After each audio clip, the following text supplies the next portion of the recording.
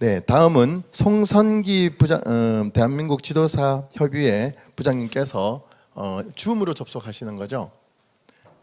네네, 잘 들리십니까? 네, 반갑습니다. 네, 말씀해 주십시오. 네, 안녕하세요. 대한민국시 도지사협의회 홍선기 연구부장입니다. 예, 앞에서 그 조용호 연구원님께서 사실 제가 드리고 싶은 말씀을 다 해주셨습니다. 예, 저는 이제 광역지방자치단체의 어떤 정책이라든가 정부 건의사항들을 주로 하고 있는데요. 아무래도 제가 이번에 좀 잡은 자료는 지방자치와 ESG로 한번 해봤습니다. 대부분의 이제 이 ESG는 그 기업과 관련된 내용들이 많은데, 우리 지방자치에도 이 ESG는 상당히 중요한 테마로 지금 현재 자리를 잡고 있습니다. 예, 뭐 제 소개니까 그냥 간단하게 좀 넘어가고요. 예, ESG란 무엇인가는 뭐 대부분 다 앞에서 설명했으니까 그냥 넘어가도록 하겠습니다. 2021년에 나온 이제 언론인데요. 예, ESG에 주목하는 지자체라는 기사가 나왔었습니다. ESG가 기업 경영뿐만 아니라 행정 부분에서의 이 키워드로도 지금 많이 주목을 받고 있습니다. 특히 예를 들어서 남양주시라든가 하남시 그리고 전북이라든가 울산시 같은 경우 광역에서는 ESG가 상당히 각광을 받고 있습니다. 민선 7기 때이긴 한데요. 예, 그 당시 전북에 송하진 지사가 계셨을 때 그 ESG 실천을 위해서 지방자치단체와 공공기관, 지역의 기업이 협업을 하고 그 업무 협약식을 체결했을 때 나왔던 사진입니다. 2021년도에 벌써 이와 같이 우리 광역지방자치단체에서는 ESG에 대해서 인식이 있었었고 그것을 차근차근 준비해오고 있었다라는 부분입니다. 이렇게 ESG가 왜 이 지방자치단체의 행정에도 주목을 받을 수밖에 없었는가?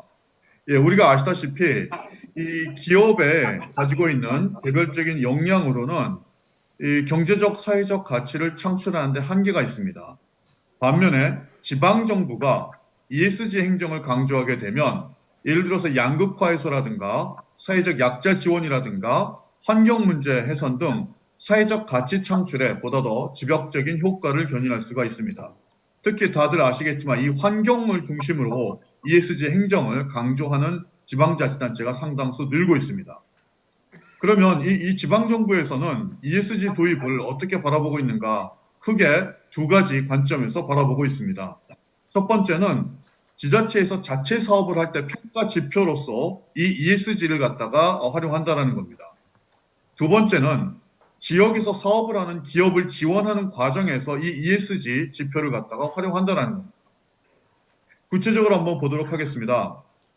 서울시 성동구가 2021년도에 대한민국 지방자치 경영대전 환경관리 분야에서 국무총리상을 수상을 했었고, 그 다음에 정부혁신 우수사례 경진대회에서 행정제도 개선 분야에서도 역시 행안부 장관상을 수상을 했었습니다. 그 화면에 제가 잠깐 보여드리는데요. 요 밑에 그 테이블하고 탁자가 보이시죠? 예, 거기 그 투명한 게 유리가 아니고요. 커피박, 즉 커피 찌꺼기로 만든 거랍니다. 우리가 이제 원두 커피를 마시지 않습니까? 커피를 마시면 뭐 10%도 안 되는 용도만 사용이 되고 나머지는 다 버려진다고 합니다. 근데 저도 이 성수동 쪽에 간혹가다 커피를 마시러 가는데 거기 예쁜 카페들이 많이 있습니다. 그 카페들이 많다 보니까 커피 찌꺼기들이 많고 그것들이 이제 바로 버려지면 특히 뭐 땅에 묻혀지거나 그런다면 그 이 땅 오염도 물론 그렇고 그 동식물들도 잠을 못 잔다고 하더라고요. 곤충들도. 예.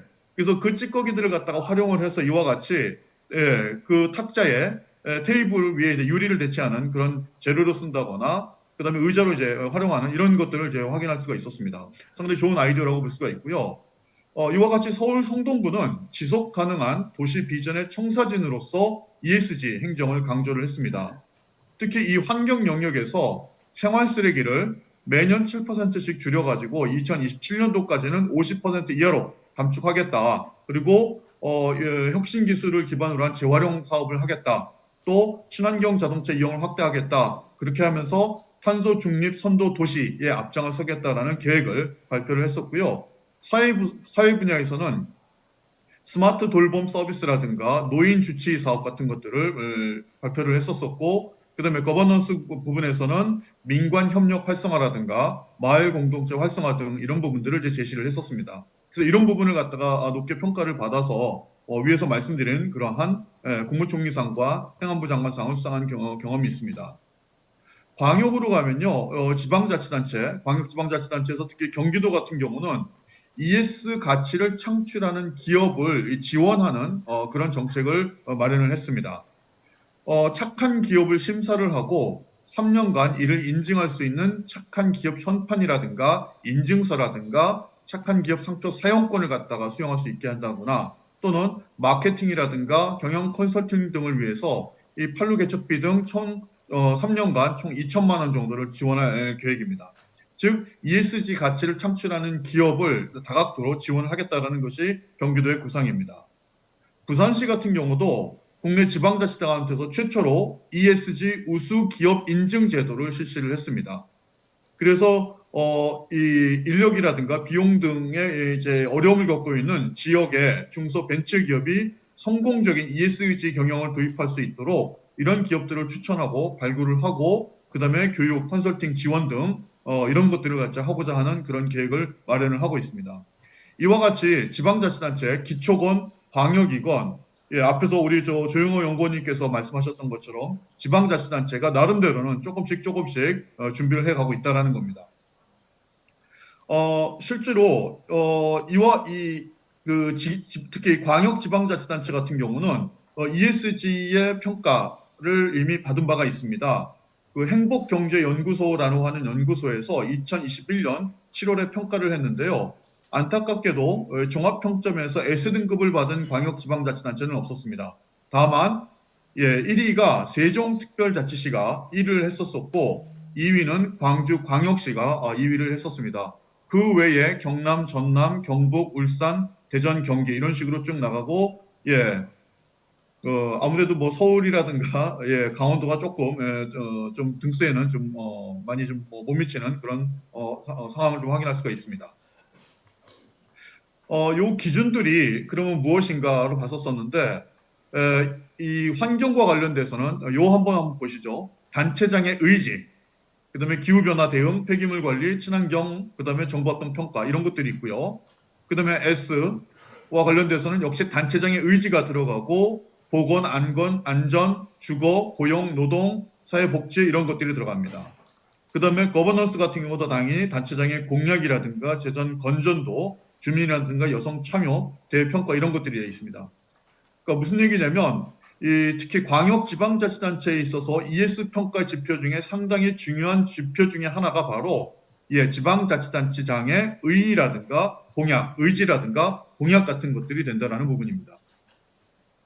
놀랍게도 아마 이 부분은 잘 모르실 텐데 실제로 우리나라 광역지방자치단체 17개 중에서 8개는 ESG 경영 지원 조례를 이미 만들었습니다.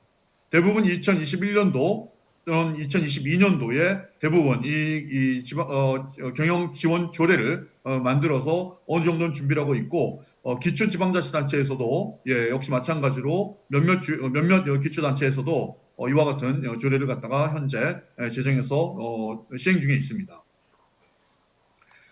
무슨 말씀이냐면 아직까지는 그래도 우리나라 지방자치단체 특히 광역이 ESG에 대해서 아예 손을 놓고 있다거나 준비를 전혀 안 하고 있는 것은 아니라는 부분입니다.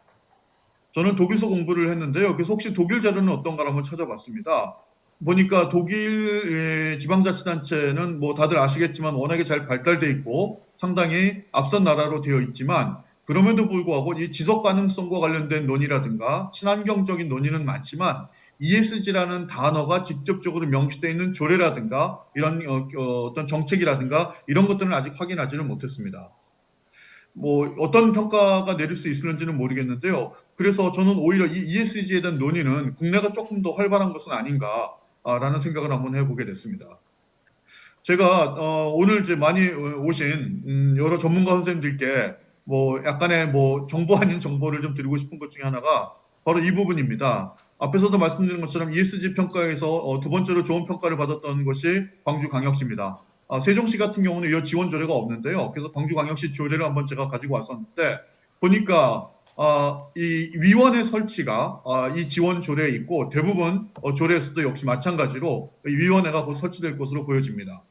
그래서 이제 광주시장이죠. 그 지방자치단체 장은 ESG 경영 지원에 관한 사항을 심의하기 위해서 경영지원위원회를 구성을 하게끔 되어 있고요. 보통 위원장을 포함해서 15명 이내의 위원으로 이제 구성을 합니다.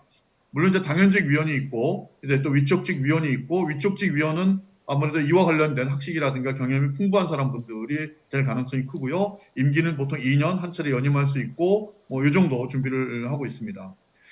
이와 같이 광역지방자치단체에서는 ESG에 대해서 차근차근 준비를 하고 있고 그 전문가들을 구성하기 위한 인재풀 이런 부분들에서 준비를 하고 있다. 그래서 아마 오늘 모이신 오늘 세미나에 모이신 많은 분들께서 이 부분 좀 유념을 해두시고 같이 참여해 주시기를 부탁드리면서 제가 준비한 말씀 마치도록 하겠습니다. 감사합니다. 네, 대한민국 지도사 협의회 홍성기 부장님 춤으로 발표 내용 주셨고요. 우리 지방자치단체에서도 열심히 노력하고 있는 ESG 정책들과 노력을 소개해 주셨는데요. 울산광역시 얘기를 하시더라고요. 제가 울산에서 왔는데요. 사실 2021년도 그 울산광역시 ESG 협의식 날 저도 참석을 했었답니다. 그날 이제 중소기업 대표로 해서 함께 사인도 하고 있는데요. 오늘 울산이 또 소개가 돼서 굉장히 반가웠습니다.